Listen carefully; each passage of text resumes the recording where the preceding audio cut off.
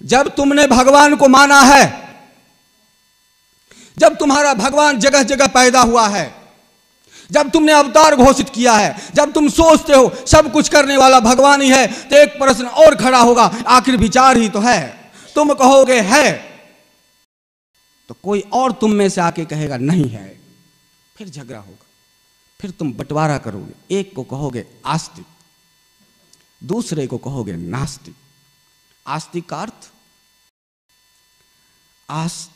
अस्ति मतलब है, हाँ है, अस्ति।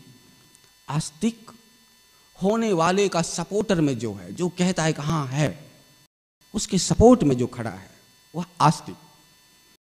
ना जोर अस्ति, ना जोर अस्ति, अस्ति है ना नहीं, नहीं है। यानी फिर कहेगा, एक कहेगा नहीं है, एक कहेगा है। जब है उससे पूछो क्यों है, तो वह कहेगा यह संसार को बनाया है किसने? भगवान है, क्योंकि भगवान है तभी यह संसार। और जब भगवान है, ये देखो तुम्हें बनाया, मुझे बनाया, सबको बनाया, कंकर बनाया, पत्थर बनाया, तो कोई तो होगा बनाने वाला। जब कोई बनाने वाला है तो इसका मतलब भगवान है। यानी प्रत्यक्ष नहीं है, अनुभूति नहीं है, सिर्फ तर्क है। ये है तो इसके पीछे कोई होगा, और जब कोई होगा तो हम मान ले, यानी हम मान के चल रहे हैं अल्लाह है, मूसा है, जीसस है, राम है, कृष्ण है, सिर्फ मान के चल रहे हैं कहाँ है। यानी आपके पास कोई प्रमाण नहीं है, आस्तिकों के पास कोई प्रमाण नहीं है सिवाय ये छोटी से बेतुका तर्क को देखकर। और जब इस बेतुका तर्क को विज्ञान के कसौटी पर लाया जाए तो विज्ञान बोलेगा क्या बात कर रहा है, सब तो प्रकाश है, प्रकाश छोड़कर कुछ है ही नहीं, फिर क्या बना, क्या बिगड़ा है, क्या इलेक्ट्रॉन, प्रोटॉन, न्यूट्रॉन, कहाँ आकार है, कहाँ विकार है क्या। विज्ञान भी उधर, भारत के सन्यासी भी कहेगा माया है, तुम्हें से भासता है, ये आंखें का धोखा है, तुम देख रहे हो, तुम अपने आप को धोखा दे रहे हो। लेकिन वो कहेगा नहीं है, इसका कारण ये है। नास्तिक से पूछोगे भाई तुम क्यों कहते हो भगवान नहीं है? बोला नहीं, ये सब अपने आप हुआ है, भगवान नहीं।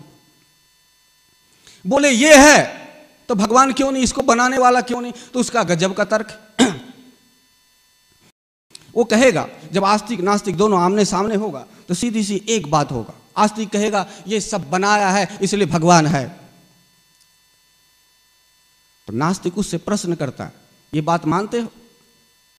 तुम्हारे कहने का मतलब जो है इसका मतलब कोई उसका बनाने वाला होगा, बात पक्का?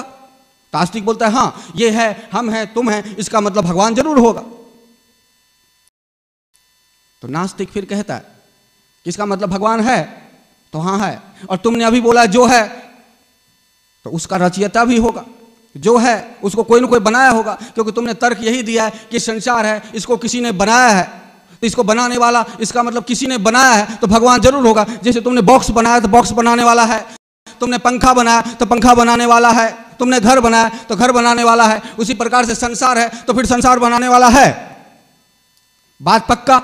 नास्तिक कहता है आस्तिक से बात पक्का, आस्तिक कहता है हाँ बात पक्का।